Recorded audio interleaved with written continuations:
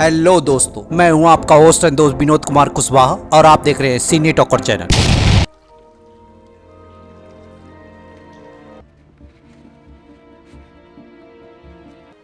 I would consider it a privilege if you would come to Trantor as my guest. It's coming.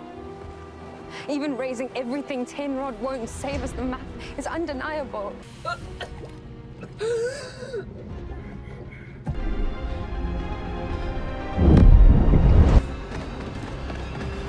You should have trusted your warden.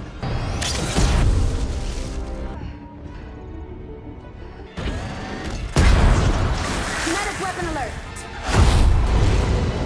She'll stay quiet. तो आज के इस video में हम foundation TV series के episode number 6 की story को आपके सामने एक्सप्लेन करने वाले हैं। तो इस एपिसोड की कहानी की शुरुआत गैलेक्सी को दिखा के शुरू होती है, जहाँ पे हम देखते हैं कि एम्परर की शिप एक गैलेक्सी को छोड़ के दूसरे गैलेक्सी में जंप कर रहा है। और फिर हम देखते हैं कि शिप की रिपोर्ट ब्रदर डॉन यानी एम्परर को गहरे नींद से जगाते हैं और वो लोग उसे ये भी बताते हैं कि वो लोग जल्द ही सुरा में प्रवेश करने वाले हैं। और फिर हम देखते हैं कि ब्रदर डॉन फ्रेश होने के बाद डेमरजेल से बातचीत करने लगता है और इसी बातचीत के दौरान डेमरजेल उसे एक पेंडेंट देकर उसके बारे में उसे बताने को कहती है और ब्रदर डे उसे बताता है कि ये पेंडेंट ये एक लेवाइथियन क्रिस्टल है और इसे मेडन पर लेवाइथियन खानों से मिले हुए नमक से बनाया गया है और ये क्रिस्टल मेडन, मदर और क्रोन देवियों के सफर का प्रतीक है और इन तीनों देवियों के फॉलोअर इसे छूकर प्रार्थना करते हैं और यह ल्यूमिनीज कालचक्र और जीवन और मृत्यु के निरंतर चक्र को और प्रकृति के पूरे होने की मांग को मुख्य रूप से दर्शाता है। और ल्यूमिनिस्ट के लोग ऐसा मानते हैं कि इन तीनों देवियों से पहले सिर्फ एक देवी हुआ करती थी और जब इनके प्लैनेट से एक उल्कापिंड या डोल टकराया तो इन तीनों देवियों को विभाजित करके 3 चाँद बना दिए और इन सभी चाँदों में से सिर्फ मेडन ही रहने के योग्य। और डेमरजेल के पूछने पे वो उसे बताता है कि यह चाँद 15,000 साल पुराना होने के साथ इंपायर साम्राज्य से भी ज्यादा पुराना है और यहाँ पे रहने वालों की संख्या लगभग 3 खरब है। और जब ब्रदर डे उससे पूछता है कि तुम इन सारी चीजों में कैसे विश्वास करती हो तो वो उसे बताती है कि जिस पल आप इस दुनिया में आते हैं आपको और आपके भाइयों को आपका उद्देश्य पता होता है, लेकिन बाकी बचे हुए लोगों को इन चीजों को खुद ही ढूंढना पड़ता है और किसी चीज का मतलब तलाश करने में हमेशा जवाब के बारे में नहीं सोचा जाता है बल्कि इसकी वजह से हमारे ज्ञान में और ज्यादा वृद्धि होती है। और उन तीनों देवियों ने कभी भी 3 हिस्सों में विभाजित होना नहीं चुना था और वे हमेशा से एक होने के लिए तरसती रही हैं। और मेडन के नमकीनी इलाकों को उनके आंसुओं के रूप में जाना जाता है और उनकी कुर्बानी की वजह से ही बाकी लोगों को संपूर्णता मिली है। और इसी वजह से हमें पता चलता है कि हमारी जिंदगी के हर मोड़ पर हमारे पास हमारे रास्ते को खोजने के लिए और उसे चुनने के लिए ताकत होती है और ये देवियां हमें हर कदम पे सच्चाई और सेवा भाव का मार्गदर्शन करती हैं। और तभी वहाँ पे उसकी नौकरानी आकर उसे बताती है कि वो लोग मेडन के क्षेत्र में प्रवेश कर चुके हैं और वो कुछ ही देर में वहाँ पे पहुँच जाएंगे। और फिर हम उनके शिप को मेडन पर पहुँचते हुए और लैंड होते हुए देखते हैं और लैंड होने के साथ ही ब्रदर डॉन और डेमरजेल शिप से उतरकर आगे बढ़ने लगते हैं। और फिर हम देखते हैं कि जेफर हलीमा एम्परर डे का स्वागत करती है और जेफर हलीमा जब उसका आभार व्यक्त करते हुए उसे ड्रिंक की पेशकश करते हुए पहले उसे पीकर आगे बढ़ते हुए ब्रदर डॉन को पीने को देती है। और जब डेमरजेल अपने सैनिकों को रोकती है तो वो उसे बताती है कि ये पानी मदर के कोख का है और इस प्याले का नमक पीने वाले के मन से किसी भी तरह के अशुद्ध इरादों को खींचकर बाहर निकाल देता है। और डेमरजेल अफसोस जाहिर करते हुए उसे बताती है कि सम्राट कोई भी ड्रिंक स्वीकार नहीं कर सकते हैं जब तक कि उसकी पूरी तरह से जांच ना हुई हो। और एम्परर डे उससे बोलता है कि मुझे डर है कि मुझ में बसी हुई अशुद्धि मेरे अंदर ही छुपी रहेंगी। और उसके जाने के बाद डेमरजेल से बोलता है कि मुझे बिल्कुल नहीं लगता है कि कोई भी शुद्ध इंसान मुझसे चिकनी चुपड़ी बातें करके मुझसे इतनी आसानी से अपनी बातें मनवा लेगा। और फिर हम देखते हैं कि ब्रदर डे जेफर गिलार्ड से मिलने के बाद उससे प्रॉक्सिमा ओपल की मौत का शोक प्रकट करता है और डेमरजेल उससे पूछती है कि तुम्हारे हिसाब से किस जेफर को सबसे ज्यादा वोट मिलेंगे। और उसका आदमी उसे बताता है कि जेफर गिलार्ड अभी भी प्रॉक्सिमा बनने के रेस में सबसे ज्यादा आगे है, लेकिन ये स्थिति कभी भी बदल सकती है। और उसकी बातें सुनने के बाद ब्रदर डे जेफर गिलार्ड को अपनी मदद की पेशकश करता है और जेफर गिलार्ड उसे बताती है कि हलीमा एक प्रतिभाशाली कंटेंडर है और मुझे लगता है कि मेरे लोगों के सामने मुझे कुछ ऐसा ठोस पेश करना होगा जिसकी वजह से वो लोग मुझे वोट देने पे मजबूर हो जाए। और ब्रदर डे उसकी और उसके आदमी की बातें सुनने के बाद उनके पानी के गिलास को उठाते हुए जेफर गिलार्ड को अगला प्रॉक्सिमा घोषित करते हुए उसके सम्मान में घोषणा करता है कि एम्पायर के लोग यहाँ पे एक ऐसा सिस्टम बिठाएंगे जिसकी वजह से उनको कभी भी नमकीन पानी नहीं पीना पड़ेगा, और फिर उनके पानी को पी लेता है। और फिर हम देखते हैं जब जेफर गिलार्ड प्रॉक्सिमा की आखिरी विदाई पे स्पीच दे रही होती है, तभी वहाँ पे जेफर हलीमा पहुंचकर उसके भाषण में खलल डालते हुए प्रॉक्सिमा हलीमा को आखिरी विदाई देने लगती है, जिसकी वजह से उसके लोग उसका अभिवादन करने लगते हैं। और फिर जेफर गिलार्ड सबको संबोधित करते हुए बोलती है कि जेफर गिलार्ड हमेशा पवित्र शब्द बोलती है और हम उनके लिए उनका शुक्रिया अदा करते हैं और हम अपने सम्राट के प्रति भी आभार व्यक्त करते हैं। और जैसा कि हम लोग जानते हैं कि हम लोग प्रॉक्सिमा ओपल के अगले जीवन के सफर के लिए यहाँ पे जश्न मना रहे हैं और इसीलिए हम मदर के दिए हुए पुनर्जन्म के उपहार शुक्रिया कर रहे हैं। और हम जानते हैं कि सालों पहले एक समय हमारी आत्माएं बिल्कुल मोमबत्तियों की तरह हुआ करती थी और जब वो एक बार पूरी तरह से जल जाती थी तो हम लोग उन्हें बुझा देते थे, लेकिन मदर ने हमारी तरफ देखा और ये जाना कि ये काफी नहीं है और एक ही शरीर में एक जिंदगी को लिए हुए और एक ही तरह पले बड़े होने की वजह से एक ऐसी आत्मा का जन्म होता है जो अज्ञानता की खाई में पूरी तरह से धसी हुई है और इसी वजह से उन आत्माओं को पवित्रता की तरफ बढ़ने का कोई भी रास्ता दिखाई नहीं दिया। और इसीलिए मदर ने उन दोनों के बीच एक ऐसी रेखा खींच दी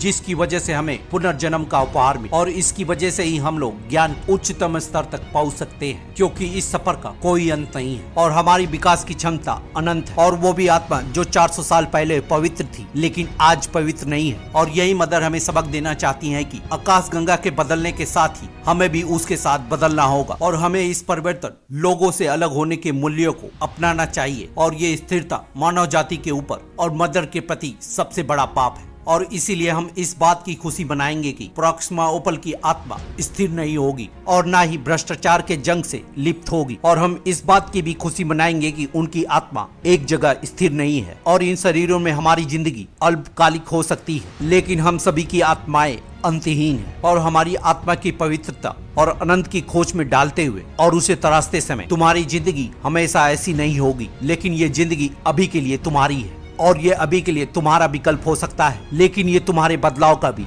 समय है और मदर के नाम पे हम इसे सार्थक बनाएंगे। और फिर हम देखते हैं कि उसकी स्पीच सुनने के बाद सभी लोग मदर के सम्मान में बैठकर सर झुका लेते हैं और हम देखते हैं कि डेमरजेल भी मदर के सम्मान में अपना सर झुका लेती है और ब्रदर डे अपनी आंखों के सामने इस नजारे को देखकर ये अंदाजा हो जाता है कि उसका प्लान पूरी तरह से धराशायी हो गया है। और इधर हम देखते हैं कि बगीचे वाली लड़की और ब्रदर डॉन एक दूसरे के करीब आने लगे हैं और ब्रदर डॉन उससे मिलने के बाद ब्रदर डस के साथ शिकार पे जाता है।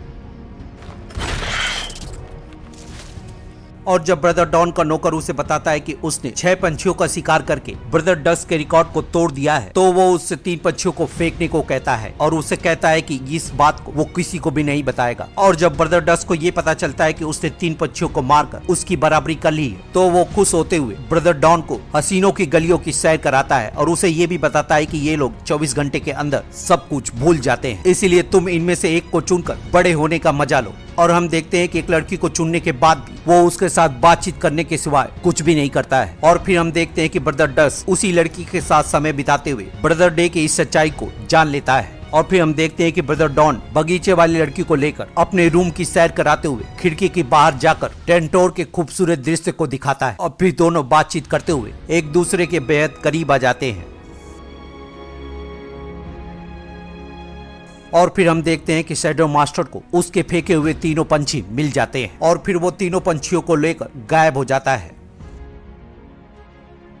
और इधर हम देखते हैं कि टर्मिनस पर रोवन के कहने पे उसके सिपाही साम्राज्य के लोगों को सर्च करने लगते हैं और कमांडर के मिलने पे वो उसे बताता है कि तुम अभी तक इसलिए जिंदा हो क्योंकि तुम हमारे लिए बहुत काम के आदमी हो। और इधर हम देखते हैं कि रोवन की आर्मी शहर में तबाही मचाते हुए एक एक लोगों को मार रही है और पोली इस नजारे को देखते हुए अपनी जान बचाने की कोशिश कर रहा है। और जैसे ही एक शख्स उसे अपने पास बुलाता है, उसके पास पहुंचने से पहले ही उसका काम तमाम हो जाता है, जिसकी वजह से पोली दूर गिरकर बेहोश हो जाता है। और फिर जिया उसके पास पहुंचकर उसे घसीटते हुए बंकर के पास ले आती है और थोड़ी प्यार भरी बातचीत करने के बाद दोनों एक बंकर को खोलकर उसमें घुस जाते हैं। और इधर हम देखते हैं कि सैल को अच्छे से ठोकने और बेहोश होने के बाद एक चेयर पे बांध दिया गया है और तभी रोवन फारा के पास आकर उसका तीर धनुष देता है और उसकी सैनिक उसे बताती है कि उनको घोषणा पत्र मिल गया है। जिसके बाद फारा उसको आदेश देती है कि उन सभी में से सारे नामों को छांट लो और उनमें से सारे काबिल लोगों को इकट्ठा करो जो हमारे काम आ सकते हैं। और फारा रोवन से बोलती है कि टीम ऑर्डर को संपर्क करो, मुझे सारी जंगी जहाज लॉन्च के लिए तैयार चाहिए। और रोवन उसे बोलता है कि सारे जंगी जहाज ज्वालामुखी के कुंड में है, जिस पर फारा उससे कहती है कि उसे जल्दी से जल्दी तैयार करो। और जब रोवन उसे पूछता है कि ये अभी तक जिंदा क्यों है, तो वो उसे बताती है कि ये वॉल्ट है और यही यहाँ पे सबसे खराब किस्म की सबसे अज्ञात चीज है और मुझे लगता है कि इसे यूज करके वॉल्ट को बेअसर कर सकते हैं और उसके बेअसर हो जाने के बाद हम लोग इसे मार देंगे। और रोवन उससे पूछता है कि तुम्हें पूरा यकीन है कि ये काम करेगा, और फारा उसका जवाब देती है कि इन्विक्टस हमारी मुक्ति है और हमने अपनी पीड़ा से इसे हासिल किया है। और फिर वो लोग गेल को छोड़कर वहाँ से चले जाते हैं और हम ये भी देखते हैं कि पोली और जिया उसी बंकर या जेल में छिपे हुए हैं और फिर पोली और जिया उसके अंदर पहुंचकर उसके सैनिक को ठिकाने लगा देते हैं।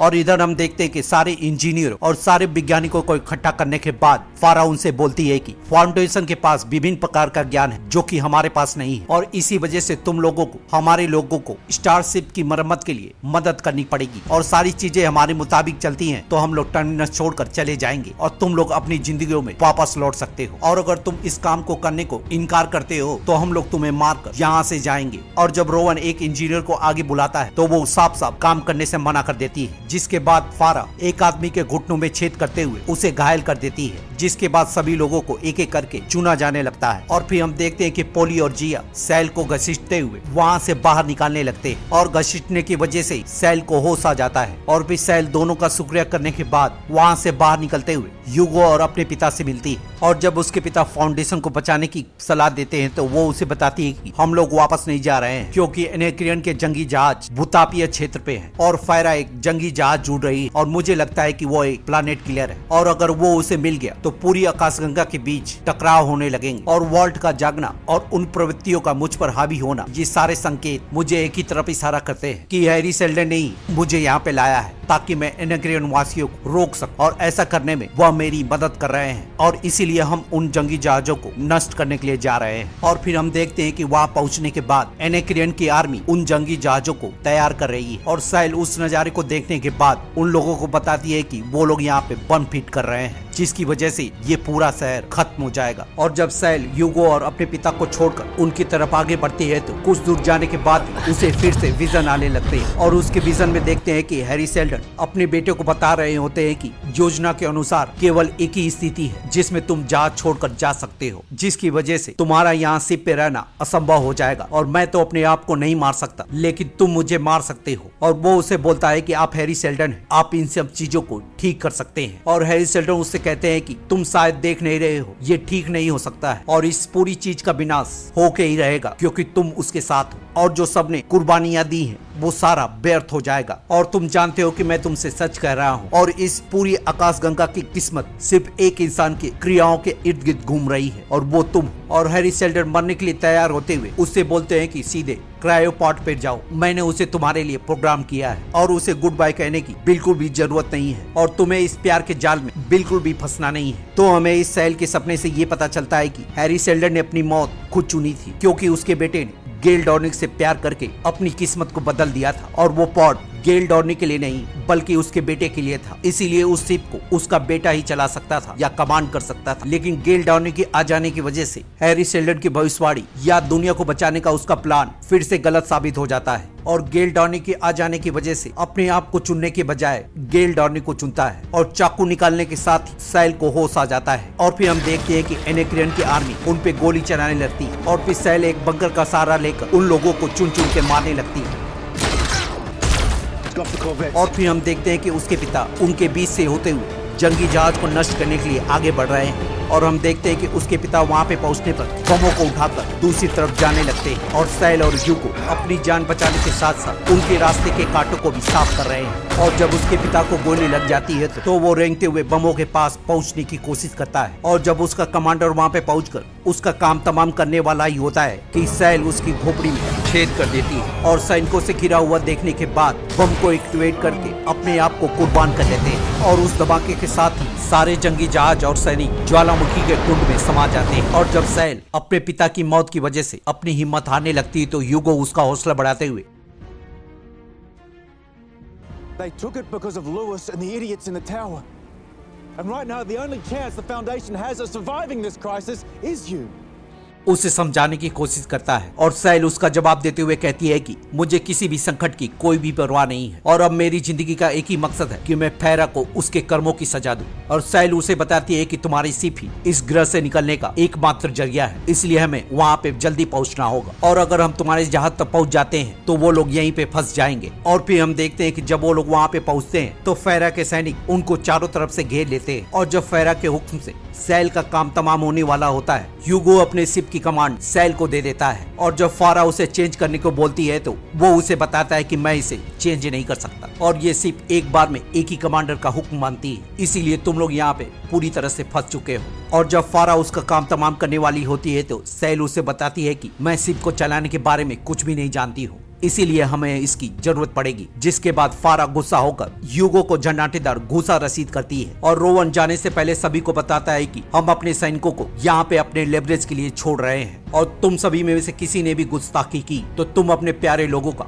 अंतिम संस्कार अपने हाथों से ही करोगे। और फिर सभी चूजन लोगों को रोवन के आदेश पे जहाज के अंदर एक एक करके ले जाया जाने लगता है। और जब सैल की माँ उसे देखती है तो वो उसे दौड़कर गले लगा लेती है और अपनी माँ के पूछने पे वो उसे अपने पिता के बारे में बता देती है। और फिर सभी लोगों को शिप में ले जाकर शिप के दरवाजे को बंद कर दिया जाता है और बंदूक की नोक पे सभी को बैठाने के बाद फारा के आदेश पे सैल और हार्डिन ह्यूगो की मदद से जहाज को उड़ाने लगती है और सैल के जहाज उड़ाने के साथ ही सैल फारा को दिखाकर सिक्का उछालती है और टर्मिनस छोड़ने के साथ ही ये एपिसोड यहीं पे खत्म हो जाता है। तो मिलते हैं किसी और एपिसोड में किसी और टीवी सीरीज को एक्सप्लेन करते हुए, तब तक के लिए शुक्रिया।